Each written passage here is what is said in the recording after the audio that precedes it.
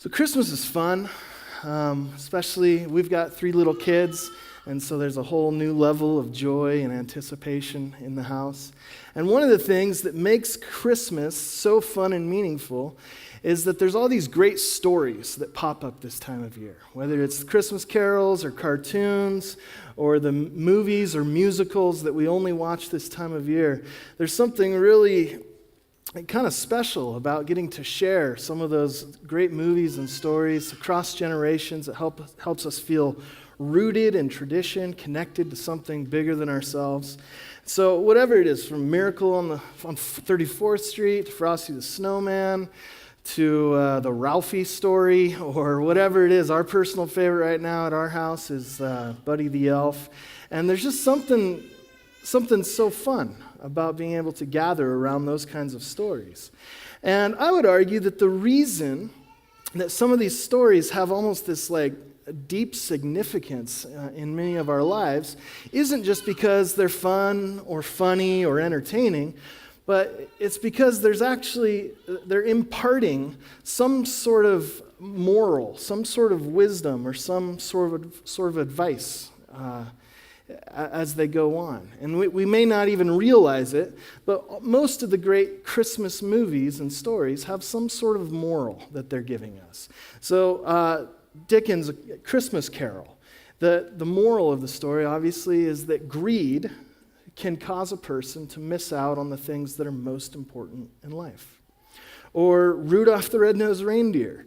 You may have missed this, but that's actually a story that teaches us to be nice to the weird kid at school, because one day he might be your boss, right? So all of these tales have morals about not being greedy, about being generous, about how even if you don't have a perfect family, they're the only family you've got. So enjoy the time that you have with them.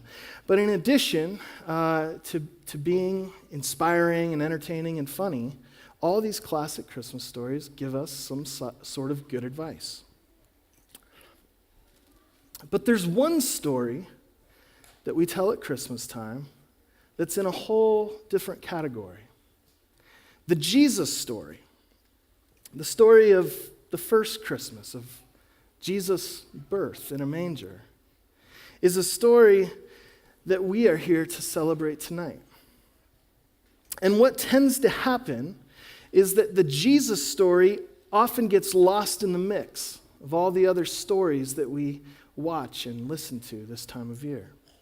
So think about if you're out Christmas shopping or at a coffee shop and they're playing the holiday playlist over the speakers. One minute, you'll hear, "Rudolph with your nose so bright, won't you guide my sleigh tonight?" And the next moment, you hear, "Peace on earth and mercy mild, God and sinners reconciled." So one moment, you have a story about a fat man who talks to deer, and the next moment, it's a story about God's redemptive plan to restore all of his creation back to himself. And the Jesus story just kind of gets lost in the mix. Now, don't hear me wrong. I'm not bashing any of the Christmas classics. They're fun and harmless for the most part, but I'm concerned that it's become too easy to take the Jesus story and reduce it to be just another cute, inspiring Christmas tale that we look to for good advice. So we're here tonight to make sure we don't do that, but instead to pay attention to the Jesus story, to hear it as if we were hearing it for the first time. So I want to read for you a part of the Jesus story from the Gospel of Luke, chapter 2.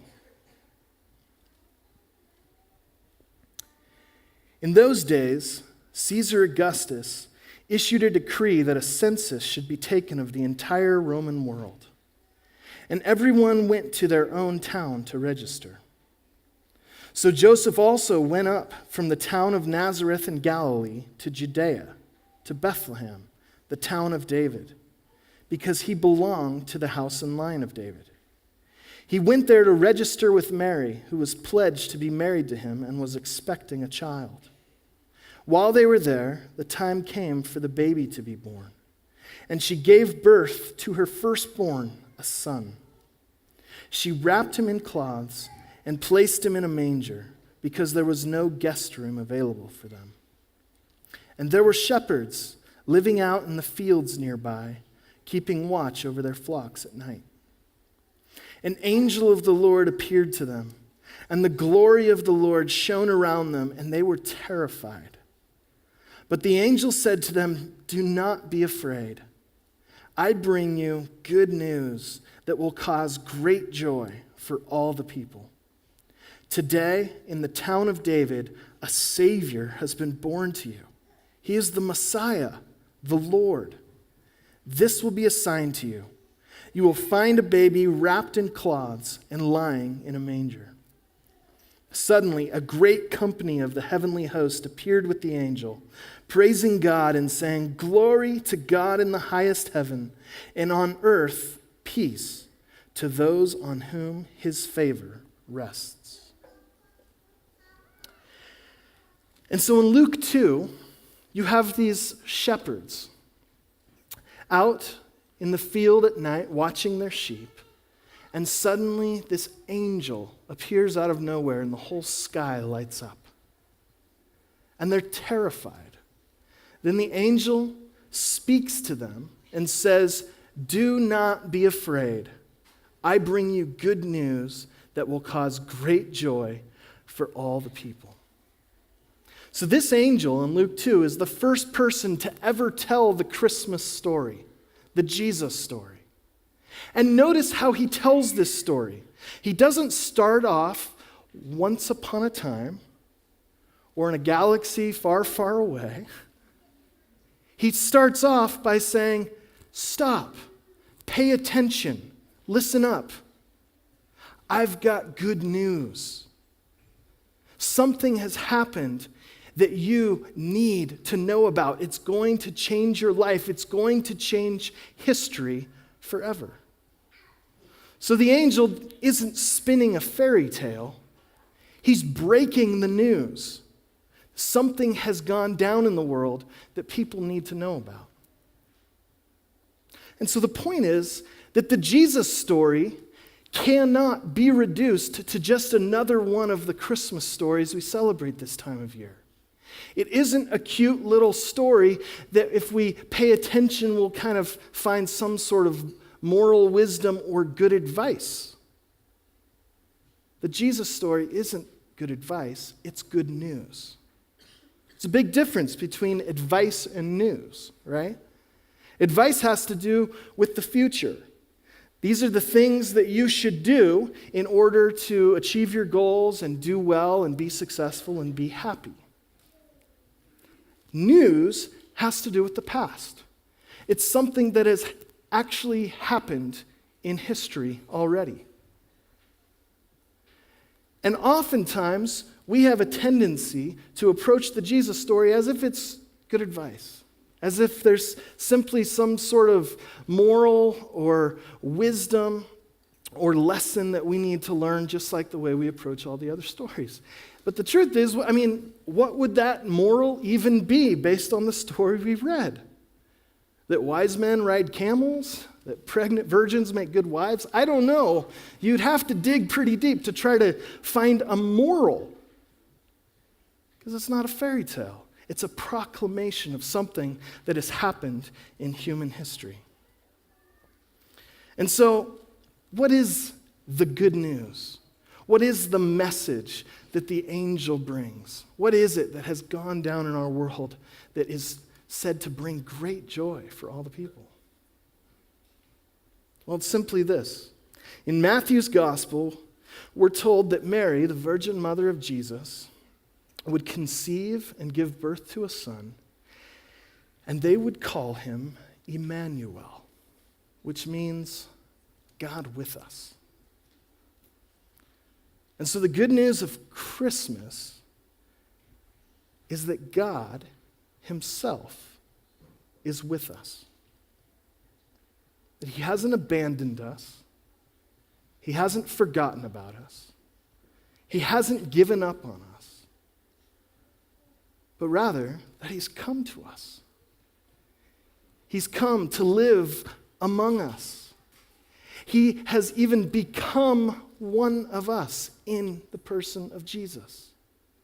God is with us. And so in a consumer society, and especially around a time like Christmas, where there's all the shopping and gift giving and receiving, we tend to fall into the trap of thinking that the best gifts are the ones that cost the most money. But the first gift given at Christmas wasn't something that you could buy at the store or order on Amazon. In fact, it wasn't a thing at all. The first, the ultimate Christmas gift was a person. God has given himself to us in the person of Jesus.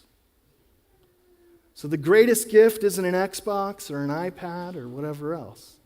The greatest gift is God's very presence with us and in our world.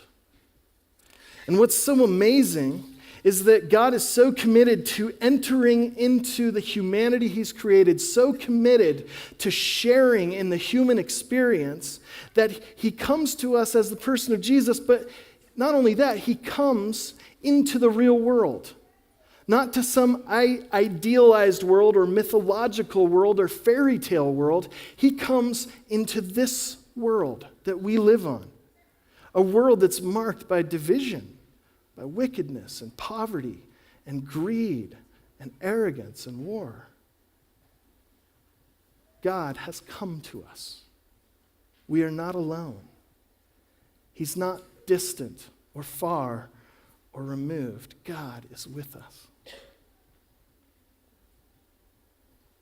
That's the good news.